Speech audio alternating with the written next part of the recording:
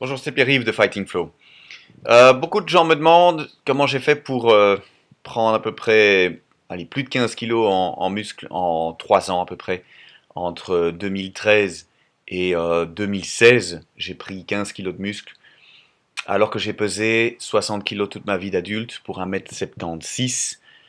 J'ai essayé différentes choses qui n'ont pas fonctionné, et puis finalement en 2013, j'ai commencé un nouveau programme et j'ai réussi à donc prendre ces plus de 15 kilos en masse musculaire et à rester, maintenir ce poids. Donc aujourd'hui, je suis aux entre 76 quand je suis au plus sec, je monte à 78, je suis même monté jusqu'à 82, mais j'étais moins sec comme on dit, donc un petit peu plus grassouillé on va dire, mais en bonne santé, avec des bonnes compétences athlétiques à 76 kilos, alors que je répète, j'ai pesé 60 kilos toute ma vie d'adulte.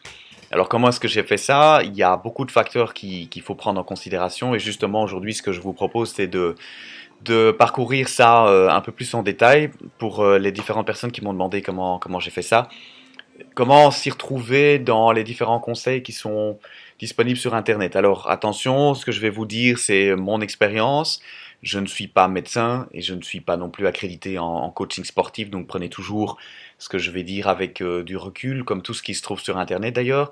Prenez des conseils auprès de professionnels quand vous êtes à la salle, pas juste les copains autour, mais des gens qui sont vraiment reconnus ou certifiés ou compétents dans ce qu'ils disent. Vérifiez vos aptitudes au sport avec votre médecin et toujours garder une alimentation équilibrée, ça c'est vraiment très très important.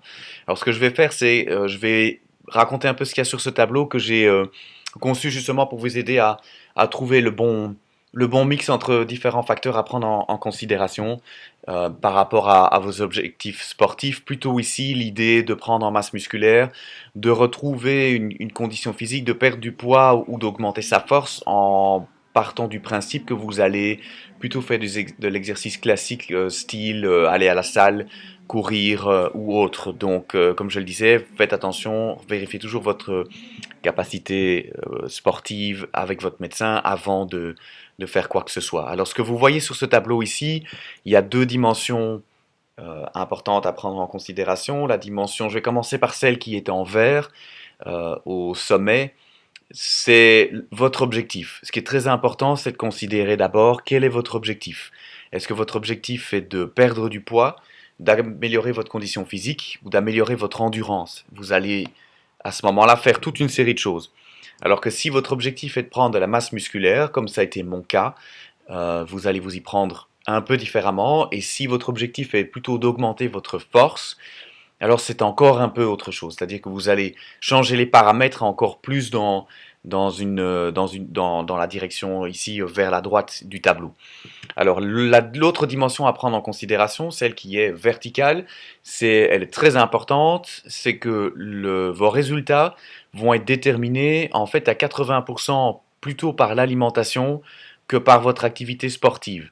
Donc c'est vraiment très important de se rappeler que c'est très bien d'aller à la salle, c'est très bien de courir, c'est très bien de faire du sport, mais si vous êtes après certains de ces résultats, c'est-à-dire augmenter votre condition physique, votre endurance, prendre de la masse musculaire ou augmenter sa force, c'est l'alimentation qui va faire 80% de vos résultats. Alors, à partir du moment où votre objectif est clair et que vous êtes prêt à faire le travail de l'alimentation, qui sera plus important que le travail que vous faites en salle, je vais vous montrer différents facteurs à balancer en fonction de vos objectifs. Alors, la première ligne, c'est la longueur d'une session. Alors, une session, c'est vous allez à la salle, on va prendre ça comme principe de départ, vous allez à la salle, combien de temps est-ce que vous allez y passer? En fait, il y a des gens qui passent beaucoup trop de temps à la salle. En fonction de votre objectif, si par exemple vous désirez perdre du poids, ça ne sert à rien de toute façon d'aller au-delà de 60 minutes par session. Si vous voulez prendre de la masse musculaire, 50 minutes, c'est suffisant. Et si vous voulez augmenter votre force, ça se réduit encore. 40 minutes est largement suffisant pour faire le travail. Donc vous voyez, pas besoin d'aller faire des 2 heures à la salle, c'est beaucoup trop long, vous allez épuiser vos réserves, vous allez abîmer votre corps et c'est pas bon du tout. Je dois probablement préciser que la plupart des images que vous voyez à l'écran, vous me voyez faire des exercices sans poids. c'est effectivement beaucoup de calisthenics. Ça, c'est une chose dans laquelle je me suis spécialisé. Mais je fais aussi beaucoup de soulevés de poids. Je n'ai malheureusement pas beaucoup d'images à ce moment-ci. Une des raisons de ça, c'est que je trouve pas ça très visuellement intéressant de me voir soulever des poids. Mais je le fais aussi très régulièrement, je dirais euh, deux tiers, un tiers. Je fais deux tiers calisthénique, un tiers soulevé de poids. Et au départ, pour la prise de masse, j'ai soulevé, je pense que je l'ai fait à peu près à 100% soulevé de poids. Et puis progressivement, j'ai réintégré les exercices de calisthénique, c'est-à-dire utilisation du poids de corps, comme vous le voyez le plus souvent dans les images qui sont à l'écran. Le nombre de séances par semaine, même chose. Pas besoin d'aller tous les jours, pas besoin d'aller 7 fois par semaine à la salle. Si vous voulez améliorer votre condition physique et votre endurance, vous pouvez monter jusqu'à 5 fois par semaine. C'est déjà pas mal. Mais effectivement, dans le cas de la perte de poids, la consommation en calories, c'est intéressant d'aller plus régulièrement à la salle. Prendre de la masse musculaire. Attention, je ne suis pas un bodybuilder. Je me base juste sur le fait que j'ai pris un bon 15 kilos de muscle, mais je ne suis pas un bodybuilder professionnel, loin de là. Mais avec 4 séances à la salle de 50 minutes par semaine, vous avez largement assez pour stimuler la croissance musculaire. Il n'y a pas besoin d'aller plus souvent que ça. Si vous voulez augmenter votre force, vous pouvez même encore réduire le temps que vous passez à la salle parce que vous allez voir que par contre, quand vous allez à la salle, quand votre objectif est vraiment juste d'augmenter votre force, vous allez aller beaucoup plus loin dans vos réserves que pour les deux autres objectifs. Alors, le nombre de séries, c'est-à-dire le nombre d'exercices fois le nombre de séries que vous allez effectuer. Donc je pars du principe que on fait à peu près 4 séries d'exercices, 4 fois le même exercice donc vous faites 4 séries par exercice, je vais y arriver. Et donc ici je pars du principe, je propose que si vous voulez perdre du poids, 24 à 30 séries par session, c'est un très bon un très bon calcul. Si vous voulez prendre de la masse musculaire, vous faites entre 16 et 20 séries. Et si vous voulez augmenter votre force, entre 8 et 16 séries. Alors combien de répétitions par série, c'est-à-dire combien de fois est-ce que vous allez répéter le soulevé d'un poids par exemple. Eh bien si vous voulez augmenter votre endurance, eh bien c'est entre 12 et 20 répétitions, alors que si vous voulez construire en masse musculaire, c'est entre 8 et 12 répétitions, et si vous voulez augmenter votre force, entre une fois et 5 fois. Donc si vous avez un poids que vous allez soulever, vous allez le faire entre 12 et 20 fois si vous voulez juste améliorer la condition de votre muscle, entre 8 et 12 fois si vous voulez augmenter sa masse musculaire, et seulement entre 1 et 5 fois si vous voulez augmenter votre force. Pourquoi est-ce que le nombre de répétitions n'est pas la même? Parce qu'en fait, vous n'allez pas soulever le même poids. Dans le cas d'augmenter, là je passe une ligne, hein, le temps de repos, je passe ça pour le moment, mais si vous voulez juste augmenter votre condition physique ou perdre du poids, vous allez porter des poids qui sont à 80% de votre capacité. Donc si vous êtes capable de soulever 20 kg, vous allez prendre un poids qui en fait 15 ou 17 et vous allez essayer de le soulever entre 12 et 20 fois. Et vous répétez, vous laissez un temps de repos, ça c'est la ligne au-dessus, on va y revenir dans un instant. Et donc vous soulevez ce poids entre 12 et 20 fois en faisant un mouvement correct. Vérifiez toujours vos mouvements avec un professionnel. Et puis vous allez laisser un temps de repos d'à peu près une minute. Donc le poids est plus léger que ce que vous pourriez faire, mais vous allez faire plus de répétitions, mais vous allez laisser un temps de repos relativement court, ce qui veut dire que votre rythme cardiaque va rester relativement haut. Dans le cas d'une prise de masse musculaire, ce que j'ai beaucoup fait pendant ces 3 ans entre 2013 et 2016, je continue encore à le faire bien sûr, vous allez prendre par contre 100% de votre capacité. Donc si 20 kilos vous paraît, c'est ce que vous êtes capable de gérer, vous allez prendre ces 20 kilos. Et vous allez faire entre 8 à 12 répétitions. Donc vous allez soulever ce poids entre 8 et 12 fois. Par contre, vous pouvez laisser un temps de repos un petit peu plus long, puisque vous en faites moins, et vous laissez un petit peu plus de temps, votre rythme cardiaque va avoir l'occasion de redescendre. Vous allez moins stimuler votre rythme cardiaque consommer un peu moins de calories, mais stimuler, être beaucoup plus exigeant au niveau musculaire. Si vous voulez juste augmenter votre force, alors là par contre vous allez prendre très très lourd.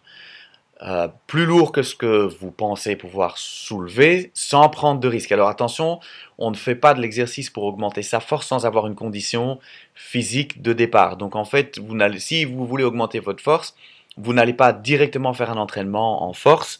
Je vous invite avant tout à faire un exercice, à commencer par la colonne de gauche, donc de faire un exercice complet, euh, plutôt cardio pour progressivement amener votre condition physique à quelque chose d'intéressant, puis progressivement aller vers la colonne de prise de masse musculaire avant d'aller vers des exercices purement de force, parce que comme vous soulevez des charges beaucoup plus lourdes, vous devez vraiment, vraiment, vraiment bien maîtriser vos mouvements, avoir une bonne compréhension des mouvements, une bonne condition physique de base, et ça, je le répète de nouveau, vérifiez avec votre médecin, vérifiez avec des sportifs expérimentés ou professionnels avant de faire de l'exercice d'augmentation de force. Mais donc, techniquement, comment est-ce qu'on fait pour augmenter sa force? On prend des poids beaucoup plus lourds, très très lourds. On va les soulever beaucoup moins de fois, donc entre 1 et 5 répétitions par série.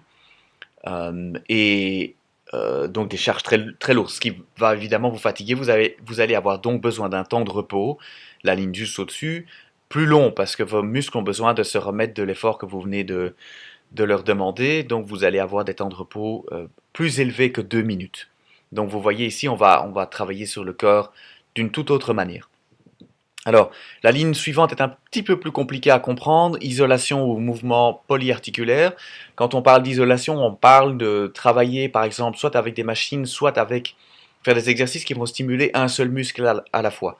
Donc par exemple, si on prend les biceps curls, donc le fait de soulever par exemple une haltère ou une barre uniquement en utilisant les biceps, ça, demander à quelqu'un en salle comment faire de l'isolation, mais vous allez uniquement, par exemple, dans cet exemple, travailler le biceps et pas les autres muscles.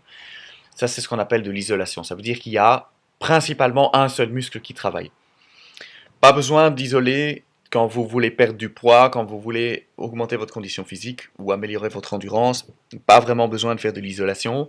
Travailler plutôt des mouvements plus complets, donc ils vont travailler plusieurs muscles, comme par exemple le soulevé de terre, ou quand vous courez, vous allez utiliser autant les mollets que les cuisses, que les fessiers vont travailler toute une série d'exercices comme ça, comme le soulevé olympique aussi. Attention, le soulevé olympique aussi, une technique, la technique est importante. Donc prendre un poids, le soulever et l'amener au-dessus de votre tête depuis le sol. Attention à bien travailler avec quelqu'un qui est compétent et qui peut bien vous apprendre ce mouvement. Mais c'est un mouvement dit polyarticulaire parce qu'il va travailler vous allez utiliser plusieurs muscles différents et plusieurs articulations pour pouvoir effectuer le mouvement. Prise de masse en bodybuilding, on va travailler beaucoup plus en isolation puisque l'objectif ici est d'augmenter la masse musculaire. C'est intéressant de se concentrer et de faire de l'isolation sur certains muscles. Donc, si vous voulez augmenter vos biceps, c'est intéressant de faire de l'isolation uniquement sur le biceps. Ainsi, même chose pour les cuisses, même chose pour les mollets. Et donc à ce moment-là, travailler avec quelqu'un en salle qui a l'expérience et qui peut vous expliquer comment faire de l'isolation et isoler par exemple le biceps ou isoler la poitrine, les pectoraux ou isoler le dos. Ça, c'est un travail qui est beaucoup plus réservé, je dirais, au bodybuilding et vraiment à la construction d'une masse musculaire plus importante. Pour ce qui est d'augmenter sa force, la plupart du temps, on utilise un peu plus de polyarticulaire, mais pourquoi pas aussi faire de l'isolation si vous voulez avoir un biceps qui est plus fort. Mais l'idée va quand même être d'utiliser plus de mouvements polyarticulaires, puisque en force, on va plutôt se concentrer sur soulever un poids, par exemple, du sol et l'amener jusqu'à la taille, ou soulever un poids au-dessus de sa tête. Donc, dans les exercices de force, on va faire probablement un peu plus d'exercices polyarticulaires. Ce qui est exigeant au niveau cardiaque, puisqu'on va utiliser une masse musculaire plus importante. Pour ce qui est d'avoir du cardio, donc si vous voulez avoir une bonne condition physique, le cardio c'est toujours intéressant, c'est-à-dire de faire des exercices comme de courir, ou de faire du vélo, ou de la natation. Ce sont des exercices qui vont moins stimuler le muscle, les muscles, mais qui vont beaucoup plus travailler la condition du cœur et des poumons. Donc dans l'idée de perdre du poids, augmenter le temps que vous passez à faire du cardio, donc du vélo, de la course à pied ou par exemple de la natation. Par contre, quand vous êtes en prise de masse musculaire, c'est bien d'en garder un petit peu, mais vous pouvez réduire le volume parce que si vous fatiguez votre corps avec du cardio, ben, il n'a plus suffisamment de force pour se concentrer sur la prise de masse musculaire. Et donc on conseille de réduire le temps que vous passez au cardio par jour. Je dis ici 10 minutes, c'est une indication, mais en tout cas, vous voyez qu'on réduit par rapport à la colonne de perte de poids et par rapport à l'amélioration de l'endurance. Même chose par rapport à l'augmentation de la force. Vous allez concentrer vos efforts sur le soulevé du poids et beaucoup moins sur la condition cardiovasculaire. Alors, ça c'était par rapport au sport. Très important, donc je l'ai dit, 80% de vos résultats vont être conditionnés par votre alimentation. Très important de se supplémenter ou d'avoir un apport en protéines qui est suffisant. Les protéines vont vous permettre de reconstruire vos tissus musculaires qui ont été abîmés pendant l'effort. Donc ce qu'on conseille traditionnellement, c'est d'avoir à peu près 2 grammes par kilo. Donc si vous pesez 75 kilos, dans mon cas 75, entre 76 et 78, ça fait un peu plus que 150 grammes par jour. Donc à ce moment-là, ben, commence l'étude des labels qui se trouvent sur les repas que vous consommez. Consommez un maximum de produits bio et naturels évidemment, mais pour indication, vous avez presque 40 grammes, entre 35 et 40 grammes de protéines dans du steak de bonne qualité. Vous avez 30 grammes plus ou moins dans du poulet de bonne qualité, donc plutôt du blanc de poulet. Poisson, ça diminue encore un petit peu. Mais voilà, grosso modo, entre 25 et 40 grammes de protéines dans tout ce qui est viande, poisson, et donc protéines d'origine animale, et un petit peu moins ou une assimilation différente dans les protéines qui sont végétales.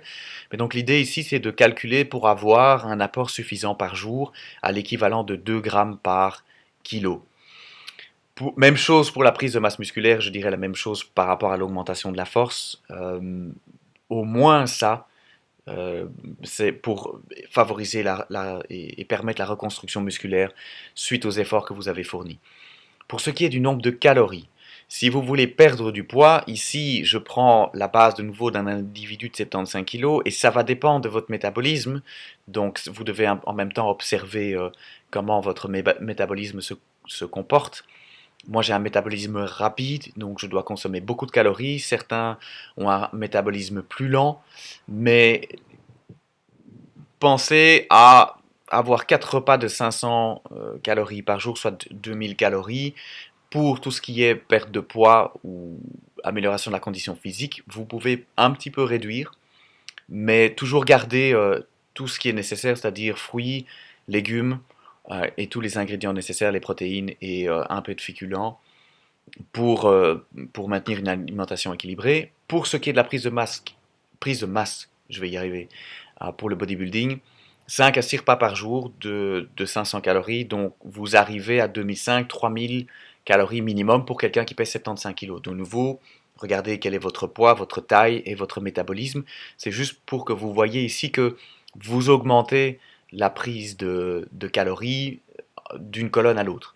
Et alors, pour augmenter sa force, là, très important de consommer beaucoup de calories parce que l'effort est intense.